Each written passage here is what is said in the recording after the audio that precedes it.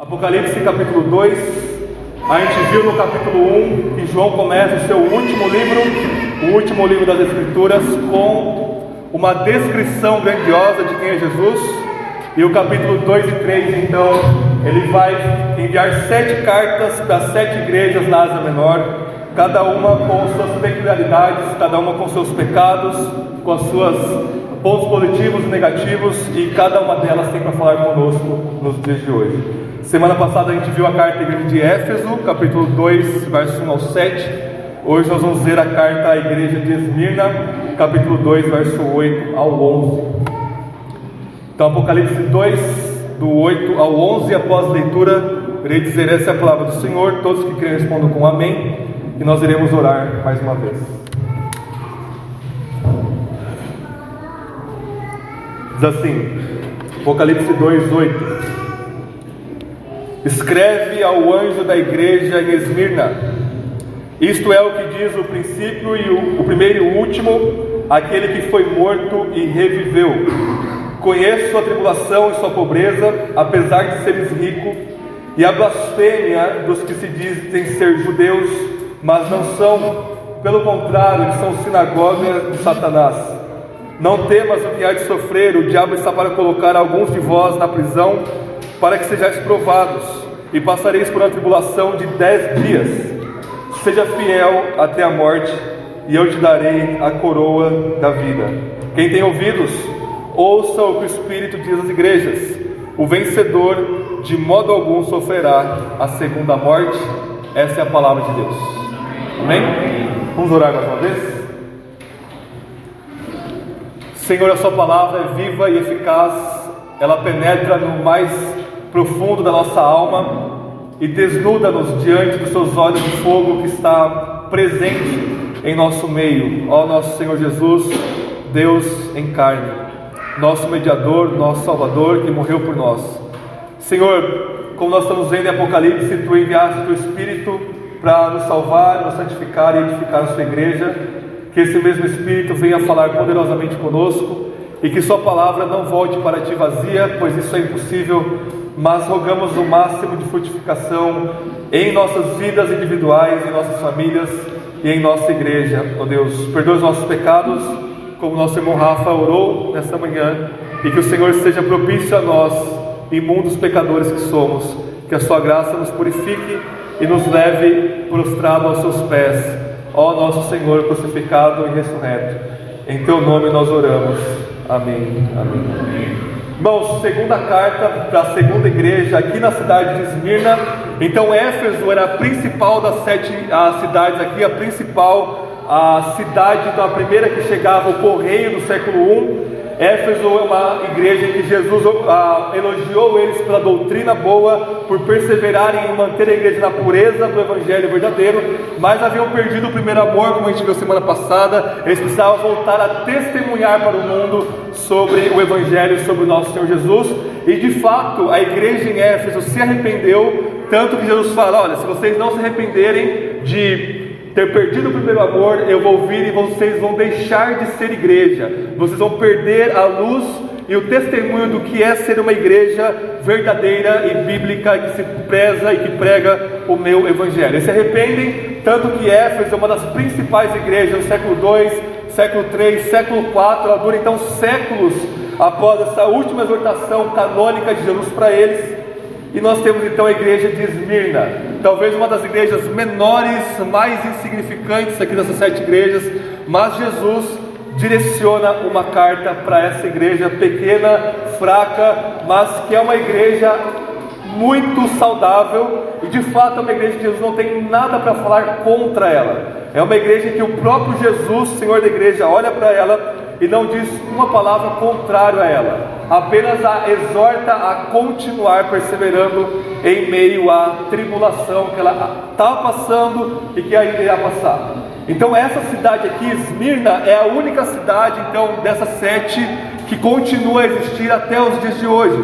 Se você precisar no Google Maps, a palavra Esmir, que é como se traduz hoje, ela existe até os dias de hoje. Não exatamente essa igreja, mas a cidade é preservada até os dias de hoje. Irmãos, a cidade de Esmirna quando ela é conquistada por Pompeu, o imperador romano, e até mesmo antes por Alexandre o Grande, ela se torna uma cidade muito próspera, assim como Éfeso. Ela é uma cidade portuária também, era uma cidade ali muito bonita, muito próspera, apesar de ser pequena, e apesar da igreja ser pobre, a cidade ia muito bem, obrigado. E ela é a primeira cidade na Ásia, que é a atual Turquia, lá no Império Romano, a erigir um altar à deusa Roma. Roma, o império da época, o império mundial da época. Esmirna pega e fala assim: olha, Roma, o império, é a nossa deusa. Então eles tinham lá um templo e um altar a essa deusa chamada Roma, exatamente para fazer essa média com o imperador e com o império romano. E não somente ela adorava o império romano, e fora os outros vários deuses que tinham no panteão romano, ela era uma das cidades que mais adorava o imperador. Então na segunda metade do século I em diante, os imperadores eles começavam a arrogar para si: olha, eu sou imperador do Império Romano, mas eu também sou uma espécie de divindade. Então vocês precisam me confessar como Senhor e Deus, né? A Senhor e o Dominus do Império Romano, aquele que domina e aquele que vocês estão vassalos, vocês precisam se prostrar diante de mim. E o imperador, no caso aqui no final do século I, onde João escreve essa carta, era o imperador Domiciano, que era um dos imperadores que mais diziam: olha, quem não me adorar como uma divindade vai ser morto.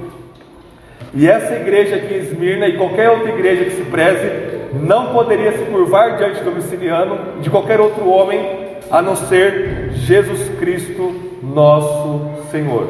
E por isso, muitos deles morriam, perdiam seus empregos, perdiam suas casas, perdiam suas famílias, perdiam tudo por amor ao Evangelho, simplesmente por não se prostrar por alguns minutos e dizer: Domiciano é o meu Senhor e Deus. Não, eles diziam: só Jesus é o meu Kyrios, o meu Senhor, e o meu Theos, o meu Deus. Eles eram mortos no ato por causa disso. Um pouquinho com tosse hoje, vocês tenham paciência comigo. Mas irmãos, o contexto aqui da carta vai colocar para nós que essa igreja estava sendo perseguida pelo Império Romano por causa dos judeus. Os judeus estavam perseguindo a igreja porque, a partir da década de 70 no primeiro século, 20 anos antes dessa carta, os judeus se rebelam contra Roma, e Roma vai lá e destrói Jerusalém, destrói o templo, e eles nunca mais conseguem se reerguer como eles eram antes.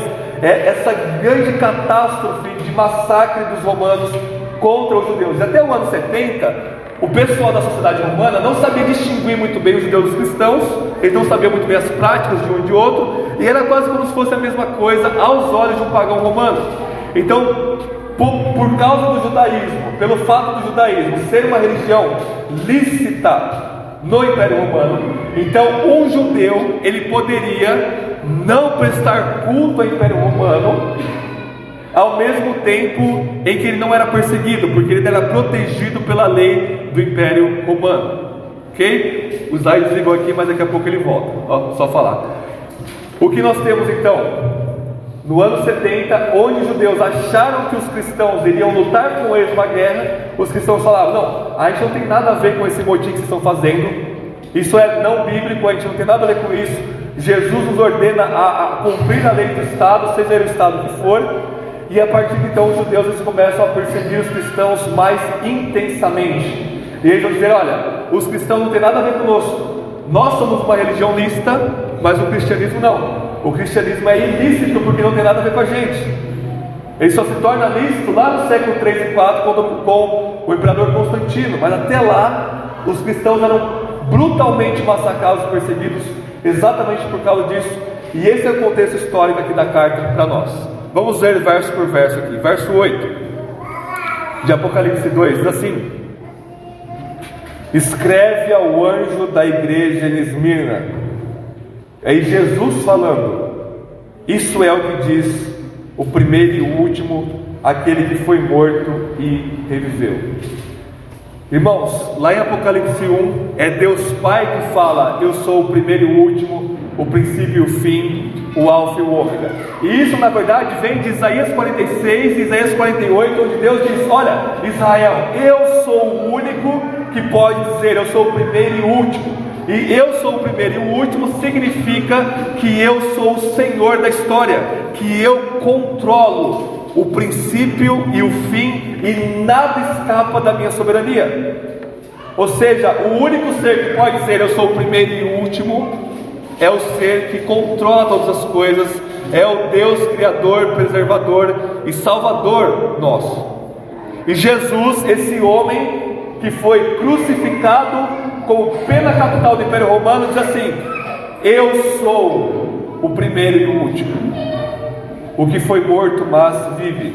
Quando Jesus ele fala eu sou, ele está dizendo eu sou Deus, mas não no sentido abstrato, filosófico, nós vamos pensar aqui na divindade de Jesus. Não, quando Jesus se revela, não é à toa, não é simplesmente para dizer, olha, é isso que eu sou. Cada atributo que Jesus escolhe se revelar para cada igreja é para ir de encontro com a situação daquela igreja. Então uma igreja pequena, pobre, que iria padecer perseguição e morte, Jesus se revela como o primeiro e o último. Ou seja, Jesus se revela como: olha, igreja de Esmirna, eu controlo todas as coisas como Deus. Não tem um fio da sua cabeça que caia sem eu não mandar. Não tem uma palavra que sai da sua boca, não tem um passo que você dá, não tem um pensamento que você pense, não tem um sofrimento, um câncer que você tenha, uma diabetes que você tenha, um luto que você tenha, que eu não diga: eu sou o primeiro e o último. É eu que mando nessa história e neste mundo, porque este mundo é meu, essa história é minha. Eu sou o primeiro e o último. Ele, Jesus, é o Deus Criador e nada escapa da sua soberania. E é um Jesus absolutamente diferente das igrejas evangélicas, um Jesusinho pequenininho que fica batendo na portinha do seu coração, implorando pela sua misericórdia, de você aceitá-lo, de você fazer um ato romântico ali, de você: Jesus, eu estou sentindo uma coisinha aqui no meu coração, um arrepio, e eu vou passar a te seguir a partir de agora. Um Jesusinho pequenininho, pop, que não vai tratar os seus pecados, que não vai te disciplinar. O Jesus da Bíblia é absolutamente diferente. Ele é aquele que diz: eu sou o primeiro e o último, nada escapa do meu poder, da minha vontade, do meu controle. E a perseguição que vocês vão sofrer, igreja de Esmirna, é eu que estou coordenando ela, é eu que permiti e permitirei que o diabo aprisione vocês, porque eu sou o Deus Criador, eu sou o primeiro e o último. E ele diz: eu fui morto e revivi e ressuscitei dos mortos. Irmãos, existe uma relação íntima, estreita, entre criação e salvação, entre Jesus ser o Deus Criador, junto com o Pai e com o Espírito, e ele ser o homem que morreu por nós e ressuscitou por nós. O que nós temos é o seguinte: lá no capítulo 1, ele diz assim: eu sou aquele que é, que era e que há de vir. É a mesma coisa que o primeiro e o último, só que ele estende: eu sou aquele que é no presente, que era no passado e que há de vir no futuro. E o que ele complementa? Jesus diz: eu sou aquele que vive, ou seja, eu sou no presente. Eu fui morto, ou seja, eu era no passado, eu morri no passado, mas eis que estou vivo para sempre. Eu sou aquele que irá dizer. Então existe uma relação estreita em Jesus ser o Deus Criador e ele ser nosso Redentor. Ele é o primeiro e o último da criação em si. É ele que criou: haja luz e houve luz. E é ele que vai voltar para julgar todas as coisas. Mas ele não é apenas Criador, ele é o nosso Salvador. E quando ele nos salva, ele inaugura a nova criação. Como que ele inaugura a nova criação? Ele morre por nós, por nossos pecados, e 3 dias depois, triunfantemente, ele levanta dentre os mortos, vencendo o pecado, a morte, a condenação nossa, o diabo e o mundo. O que ele quer dizer para a igreja de Esmirna é o seguinte: pessoal de Esmirna, esmirnienses, eu morri, mas eu estou vivo para sempre e eu controlo todas as coisas. Vocês também, eu vou mandar uma perseguição para vocês tal, que alguns de vocês vão morrer. Mas olha, eu morri. A sua fé, a sua confiança última tem que estar em mim. E entre o pessoal de Esmirna, na sociedade de Esmirna, a gente sabe disso por outros relatos de outros escritores, havia um dito popular muito comum, que é o seguinte: olha, Esmirna foi destruída lá pelo século IV a.C., mas foi reerguida por Alexandre o Grande e por Pompeu depois, e nada pode nos destruir, porque a deusa Roma e o Deus Imperador é quem nos ressuscitou, é quem nos reergueu dos escombros, do entulho e dos mortos. Então, quando os esmirnienses ouviam Jesus dizendo: olha, eu sou o único que de fato morreu e ressuscitou dos mortos como uma nova criação, portanto, vocês que estão em mim, crendo em mim, vocês vão morrer, mas eu vou ressuscitar vocês. Vocês vão estar comigo e eu vou ressuscitar vocês, porque eu tenho o poder da morte e da vida, e eu tenho o poder de controlar a história completamente. Vejam que cada palavra que Jesus vai revelar para eles vai de encontro à situação deles. E qual que é a situação? Vejam o verso 9 comigo. Apocalipse 2, verso 9. Jesus vai dizer o seguinte: eu conheço a sua tribulação, a sua pobreza, apesar de seres rico, e a blasfêmia dos que se dizem ser judeus, mas não são, pelo contrário, são sinagoga de Satanás. Jesus, como aquele que controla todas as coisas, aquele que morreu e ressuscitou, dizendo: igreja, eu conheço a sua tribulação, porque eu conheço todas as coisas. Eu sei o que você sofre, eu sei os seus problemas psicológicos, seus problemas físicos, seus problemas familiares, seus problemas financeiros, seus problemas com seus filhos, com seus pais. Hebreus vai nos dizer que nós temos um sumo sacerdote, que é Jesus, tão compassivo, porque ele se tornou homem e passou por tudo que nós passamos. Para quê? Para ele poder nos socorrer em cada uma das nossas fraquezas, em cada um dos nossos sofrimentos. Não tem nada que você está passando ou passará que Jesus não passou infinitamente pior. E ele não olha para você dizendo: olha, eu venci, se vira aí, seja homem, vence. Não, eu venci, portanto eu que vou te erguer, eu que vou te sustentar, eu que vou te dar força. Eu conheço a sua tribulação. Irmãos, isso é escrito mais ou menos na década de 90 do primeiro século. 20, 30 anos depois, 2, 3, 4 décadas depois, o pastor dessa igreja se torna um sujeito chamado Policarpo. Policarpo, como pastor dessa igreja, ele foi discípulo do próprio apóstolo João, e ele foi uma das primeiras pessoas então a receber aquela carta para ele mesmo. Quando Jesus diz ao anjo da igreja, a gente viu no capítulo 1 que anjo se refere simbolicamente ao mensageiro, ao pastor, à liderança da igreja. Ao consertar a liderança, conserta-se a igreja e vice-versa. E quando Policarpo recebe essa carta, esse livro de Apocalipse, ele vê o próprio Jesus dizendo: Policarpo, eu estou escrevendo isso para você. Eu conheço a sua tribulação, a sua pobreza, mas eu sei que você é fiel, suporta até a morte, não se dobre diante de Roma, não se dobre diante do imperador, e eu vou te dar a coroa da vida. E Policarpo, 80 anos de fidelidade a Jesus, desde que nasceu, com o seu discipulado com o apóstolo João, como pastor da igreja de Esmirna, com 90 anos de idade, 80 e poucos anos de idade, o imperador romano chega até a porta dele e diz: dobre-se diante de mim, senão eu vou te matar agora. Policarpo diz: eu sirvo ao meu Senhor por 8 décadas e ele nunca me fez mal, eu não vou negar o meu Senhor. O imperador diz: Policarpo, Você está sendo um mau testemunho para a sociedade. Se você não se dobrar, outros vão se dobrar. Considere a sua idade, você já é velho, daqui a pouco você vai morrer de velhice. O que custa? Por um momento você se dobrar diante de mim. Policarpo diz: não. O imperador diz: eu vou te mandar para as feras. Policarpo diz: manda. As feras não te assustam? Eu vou te colocar numa pilha de fogo com palha e vou tacar fogo em você.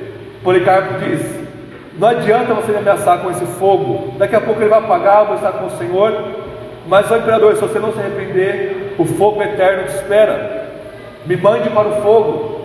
E ele foi queimado, sem murmuração, com o semblante pleno, e ele recebeu a coroa da vida. Isso é muito histórico, irmão, isso é muito concreto. Era uma igreja real, concreta, do primeiro século.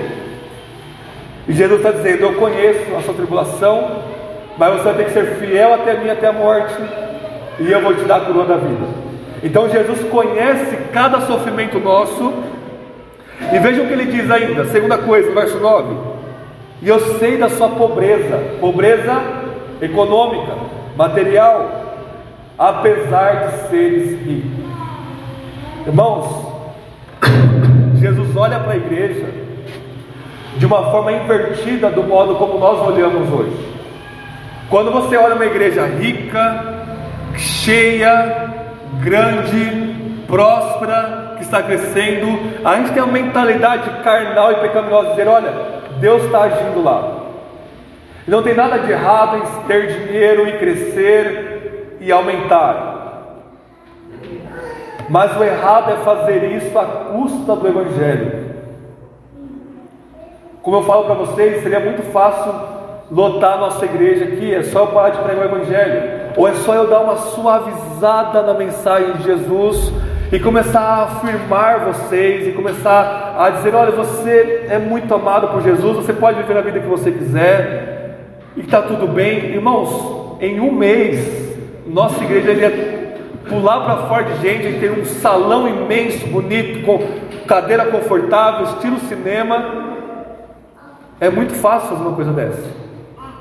Mas quando Jesus olha para uma igreja, e vejam só, Esmirna e Filadélfia, que é outra igreja que não teve nenhum defeito, são as duas igrejas menores, menos significantes e mais pobres dessas 7 igrejas, e são as únicas duas que Jesus não diz: tenho contra ti isso, isso, isso.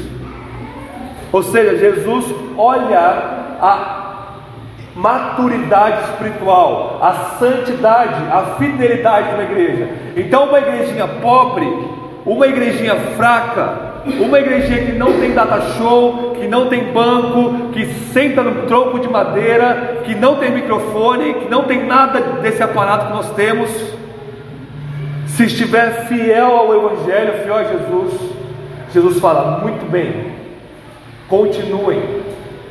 Ah, mas essa igreja, se continuar, ela vai ser morta, a gente vai morrer, a gente vai continuar, vai ser ainda mais pobre. Jesus diz: isso é belo aos meus olhos, é isso que eu aprovo, isso que é crescimento aos meus olhos, interno, de frutificação. Nós precisamos rever o modo como nós olhamos para o reino de Deus, para a igreja de Deus. Fidelidade até a morte, acima de riqueza, de popularidade, disso, daquilo. E não somente isso, ele vai dizer o seguinte, ainda no verso 9: e a blasfêmia dos que dizem ser judeus, mas não são, pelo contrário, são sinagoga de Satanás.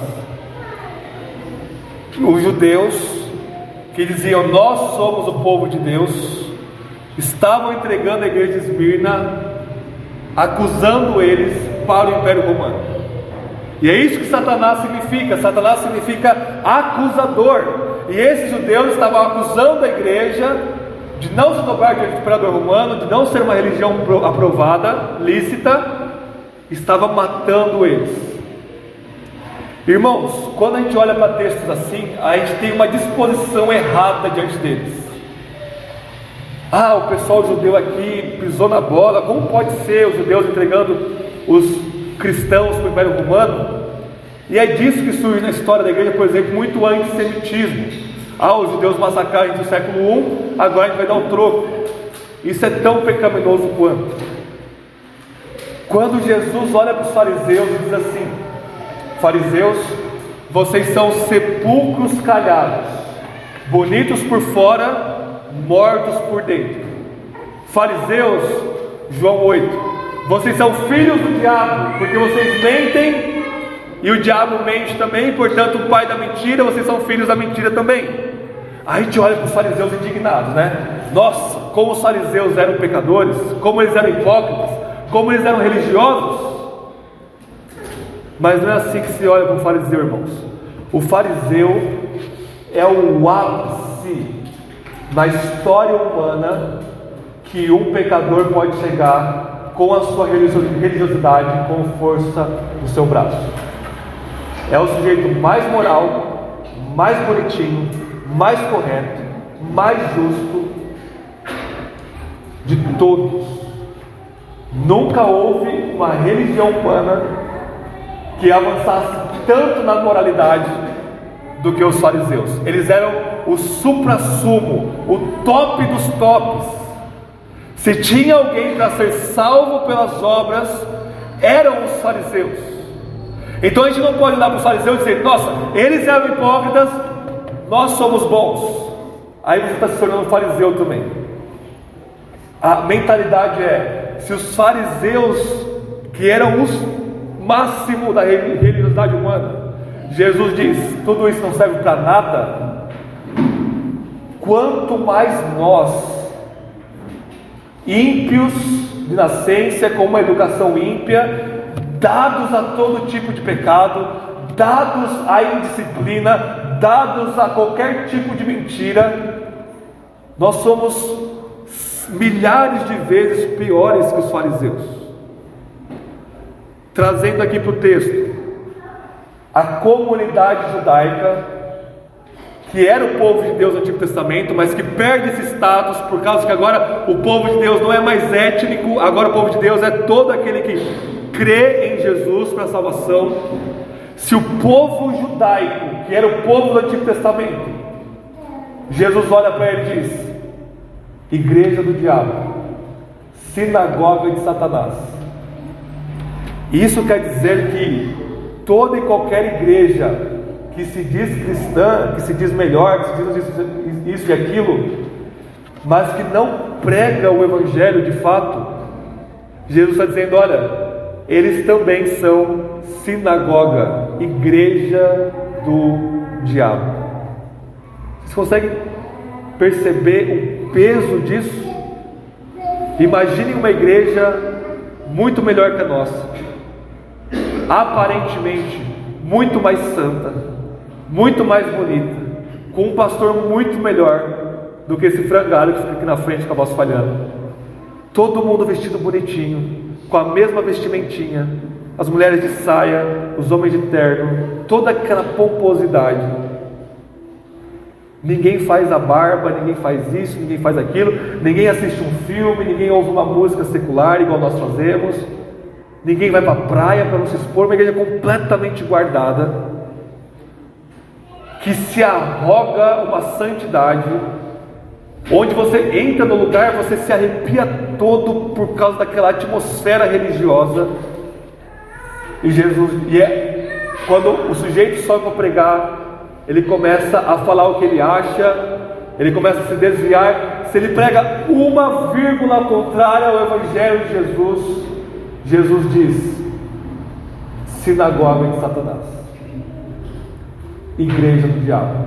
Não importa o quão religiosos vocês pareçam, quão certinhos vocês pareçam, quão morais vocês pareçam, não importa se cada palavra, cada frase da sua boca sai uma frase gospel, em nome de Jesus, você tem um linguajar todo gospel, uma mentalidade toda gospel, uma casa toda gospel. Jesus diz: igreja do diabo. Se a nossa igreja, que tem uma herança reformada lá do século 16, 17, com os reformadores, se eu ou outro pastor nosso começar a pregar outra coisa, nós seremos sinagoga do diabo. O diabo não é o pai da mentira. Se eu falar uma mentira para vocês, algo contrário ao que está escrito, eu vou ser servo do diabo e vocês não vão ser vítimas. Vocês vão estar dando aval a isso. Nós seremos sinagoga de Satanás. Continuando, verso 10 de Apocalipse 2 diz assim: não temas o que hás de sofrer. Jesus não vai dizer, não, talvez você sofra, talvez sim, talvez não. Ele diz, você vai sofrer. Não temas, seja corajoso, seja forte, seja valente. Por quê? Porque você vai sofrer. A gente leu hoje no começo do culto, 2 Timóteo 3, todos que querem viver em Jesus padecerão sofrimento. Nosso irmão Rafa leu hoje em 1 Tessalonicenses 3. Irmãos, não tenham medo dos sofrimentos que vocês terão, porque nós somos destinados para o sofrimento. Não temas o que há de sofrer. Continuando, o diabo está para colocar algum de vós na prisão, para que sejais provados, e passareis por uma tribulação de 10 dias. Seja fiel até a morte, e eu te darei a coroa da vida. Ir para a prisão no século I, acusado de sedição e de não adoração ao imperador romano, era sinônimo de pena capital. Você ia para a prisão, você ia ficar lá 1 mês, 1 ano, 2 anos. Você ia para a prisão, iria aguardar o seu julgamento e iria ser decapitado. Você ia para a prisão, os soldados romanos iam chegar na sua porta, na sua casa, iam bater na sua porta, eles tinham um incensário e diziam, você abria a porta, como pai de casa da sua casa, como chefe do seu lar, o soldado romano, o centurião, ia dizer, preste culto ao imperador, diga Kaiser est Kyrios, em grego, César é o Senhor. Você como homem, diria em grego, Jesus est Kyrios, Jesus é o Senhor. Qual que é o seu nome? Marcava o seu nome, eles pegavam você, levavam para a prisão, você passava ali alguns dias ou anos como um verme maltratado, sem nada, sem comida, sem saneamento, dormindo em suas próprias fezes, com vermes comendo você por dentro e por fora. O soldado voltava na sua cela e dizia, olha, saiu a sua sentença, você era chamado para fora e você morria. Tudo isso por amor a Cristo.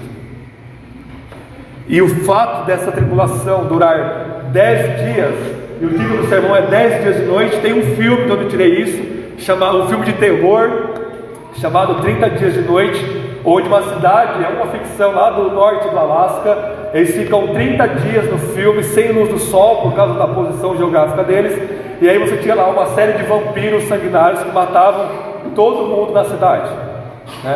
E na verdade no mundo real essa cidade ela fica 60 dias de noite sem luz, e depois ela fica 80 dias sem noite, só com a luz do sol, que estão lá na ponta, 100 km do Polo Norte, e a gente não sabe o que é pior, ficar 100 dias de noite ou de dia. E esses vampiros nesse filme de terror, 30 dias de noite, massacravam aquela cidade.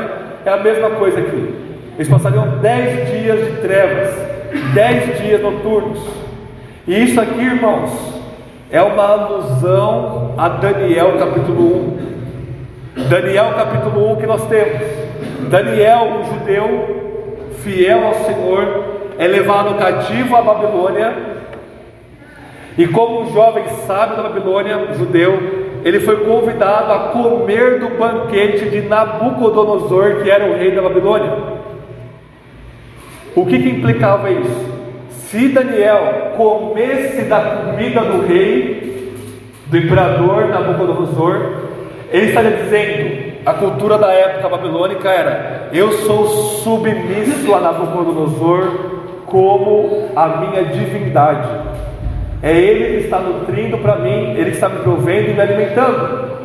O que Daniel faz? Olha, eu vou comer só a salada aqui, vou ficar 10 dias de vegetariano, para não comer das comidas do rei. Não é uma questão de comer carne ou não, é uma questão ética e religiosa. Se Daniel comesse da comida, ele iria participar de idolatria ao imperador Nabucodonosor.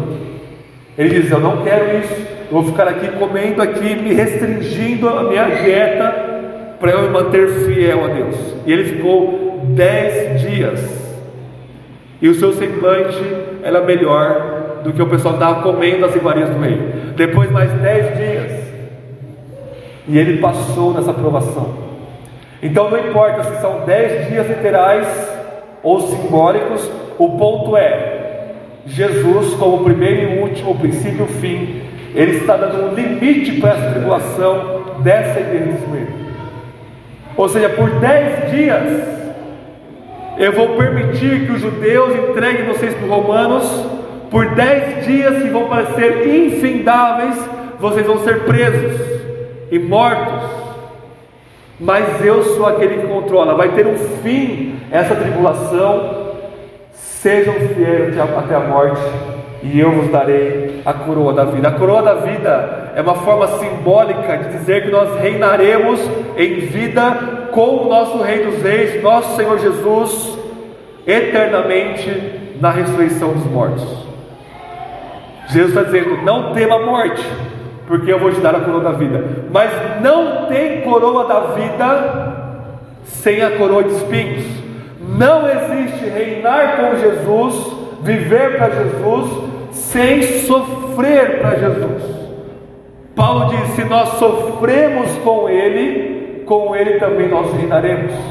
Então as boas novas do Evangelho não é uma boa nova de afirmar o seu estilo de vida, é uma boa notícia de que é o seguinte: você vai morrer inevitavelmente. Dê a sua vida para Cristo, chegue-se ao fim de si mesmo, a morte do seu ego, tome a sua cruz e me siga, e aí eu vou te dar a coroa da vida. Se não, verso 11: quem tem ouvidos ouça o que o Espírito diz às igrejas. Ao vencedor, não o vencedor marketing digital, o vencedor que vencer na vida. Vocês sabem que eu quero morrer quando alguém ganha mais dinheiro e diz: eu venci na vida. Essa coisa mais ridícula que alguém pode falar, mais enganosa, mais mentirosa. Não venceu coisa nenhuma na vida, está indo de mal a pior, e Deus está dando mais dinheiro para ele, para aumentar a condenação dele. E a gente compra a ideia e às vezes o curso desses miseráveis com essa falsa ilusão de que não, eu preciso vencer na vida, e vencer na vida é conseguir mais dinheiro. Essa é a mentalidade do diabo, é a voz da serpente entrando no seu coração, através de uma multidão de bombardeamento de propaganda, para você morder essa porcaria de isca e viver uma porcaria de vida, com roupas melhores, comendo melhor, com a casa melhor, e ir para o inferno no final. E não somente ir para o inferno no final, não é apenas uma questão de destino eterno. Você vai viver uma vida morta, vazia, podre, porque sem Cristo você não tem nada, você não é nada, a não ser um montume de estrume espiritual. Você não é um nada sem Cristo Jesus. E ele diz: ao que vencer, de modo algum sofrerá a segunda morte. O que é a segunda morte, para nós finalizarmos? Quando Adão e Eva estavam no jardim, eles estavam em comunhão com Deus, o Deus que é o Deus da vida, e essa comunhão era vida, muito mais do que vida biológica. Eles tinham vida espiritual, comunhão com Deus. Deus diz: se vocês comerem da árvore do julgamento, que é melhor falar para conhecimento, julgamento do bem e do mal, vocês certamente morrerão. Ou seja, se vocês quiserem ser deuses e julgar o que é certo e o que é errado a partir de você mesmo e não a partir da minha palavra, vocês vão morrer. Eles comem, o que Deus faz? Expulsa eles do jardim. Isso é morte. Eles tinham ainda vida biológica, mas espiritualmente estavam mortos. O que é morte então? É separação da fonte de vida que é Deus. Então, se você está aqui hoje, você vive a vida do jeito que você quer, Efésios 2 vai dizer que você está espiritualmente morto. Ou seja, o seu coração está divorciado, desligado, separado, desassociado de Deus, que é a fonte de vida. Você acha que você está vivo, você parece estar vivo, mas você está morto. E essa morte espiritual, ela é uma antecipação da morte eterna. Ou seja, a morte física, quando seu corpo for separado da sua alma, é apenas uma passagem. E se você faz essa passagem, se você morre sem Cristo, sem fé nele, não obras, não religiosidade, mas sem fé em Jesus, Jesus está falando aqui, você vai padecer a segunda morte, a morte final, a morte eterna. O que é essa morte eterna? É a separação completa de Deus. Porque nessa morte espiritual que você vive e que nós vivíamos antes na nossa incredulidade, a gente ainda tem vestígios da bondade de Deus. Você está separado espiritualmente, mas Deus te dá alimento, Deus te dá casa, Deus te dá alegria no seu coração, Deus te dá uma família, te dá um emprego, te dá coisas para você desfrutar. Por quê? Porque Ele ainda está derramando a sua graça comum sobre você. Ele ainda está restringindo a sua maldade e não permitindo que o seu coração imundo seja tão mau quanto ele poderia ser. Mas quando você fecha os olhos aqui, sem Cristo, você está condenado. Não vai haver mais uma gota de graça, de misericórdia de Deus para você. Não vai ter mais uma palavra de amor para você. Você vai ser separado de toda e qualquer bondade de Deus. Isso é inferno. O inferno não é o diabo com o seu chifre, o seu tridente te cutucando. Não. O diabo vai estar sofrendo junto com você no lago de fogo do inferno. O inferno é um lugar, a dimensão, onde Deus, Pai, Filho e Espírito, ativamente pune os pecadores para sempre, demonstrando só a sua ira, o seu desgosto, descontentamento, a sua fúria, a sua justiça e a sua santidade contra um ser que se rebela contra ele. Não vai haver escapatória e você não vai escapar de lá. Paul Washer ele fala, se Deus abrisse a porta do inferno e dizer, olha, qualquer um de vocês pode sair daí agora, basta vocês se dobrarem diante de mim e reconhecerem meu senhorio, todos no inferno bateriam a porta na cara de Deus e dirão, não, nós não nos submetemos ao teu governo amoroso, porque nós amamos mais a nós mesmos e nossos pecados, infinitamente mais do que a sua bondade e a sua misericórdia. Você vai demonstrar de forma plena toda a maldade que você é, e Hitler vai parecer brincadeira de criança.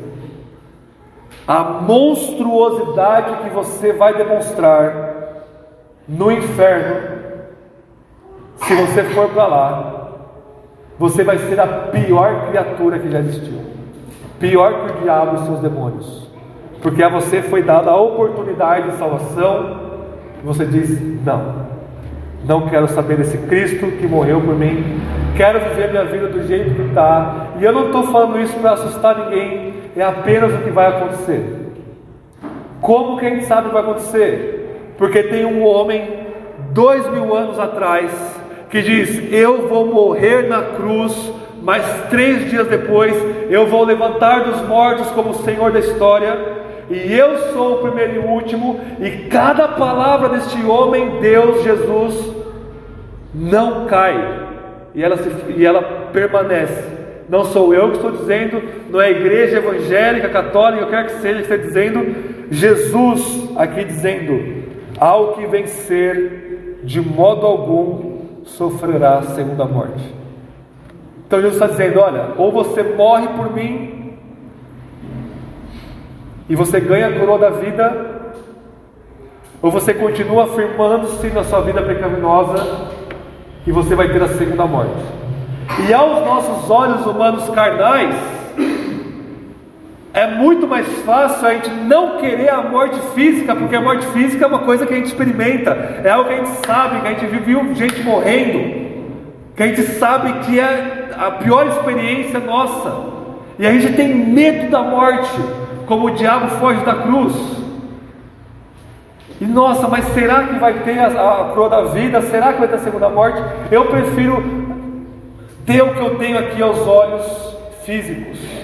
Jesus está dizendo: olha, abrace isso pela fé, porque essa é a realidade verdadeira. Esse é o ar puro da realidade que você precisa respirar. O ar do sofrimento pelo Evangelho é a vida genuína. As outras vidas que nos se propõem são ilusões, são distrações, são malabarismos, é apenas ilusionismo do diabo. Viver uma vida confortável não é viver de fato, é você engordar para o abate apenas. Para nós encerrarmos, vocês acham nós estamos vivendo um país sem perseguição por enquanto? Muito por enquanto, diga-se de passagem. Nossa, nós somos uma igreja robusta, nós somos uma igreja bíblica que se prega o Evangelho genuíno, domingo após domingo, que se canta louvores bíblicos, que ora uns pelos outros, que faz isso, que faz aquilo. Coitadinho dos nossos irmãos lá na Ásia, na China, na Coreia do Norte, que são mortos pelo comunismo, por qualquer outra coisa que matam eles. A gente precisa ir lá ajudar eles. E 100% de missionários que a gente manda daqui, dos Estados Unidos, de qualquer outro lugar mais tranquilo, quando chega lá, o missionário diz: eu aprendi a ser cristão aqui de verdade. A igreja perseguida olha para uma miséria nossa, eu vou lá, eles olham para o William e dizem: mas que desgraça de cristão é esse? Vamos ensinar ele a ser crente de verdade. A gente não precisa da ajuda de vocês, ocidentais, ricos, bonitos, pomposos. Vem aqui aprender a ser crente. Eles estão respirando um ar verdadeiro, vivendo a vida de verdade, na intensidade. Eles não querem evitar sofrimento, evitar a morte, eles só querem permanecer fiéis até o fim. E a gente aqui não sabe lidar com uma coisa dessa, não sabe vencer pornografia, deixar de olhar coisa no celular indevida. Eu não consigo orar, eu estou fraco. Eu não consigo ler minha Bíblia, eu não consigo manter uma porcaria de uma comunhão genuína na igreja. Hoje eu vou para o culto, hoje eu não vou para o culto.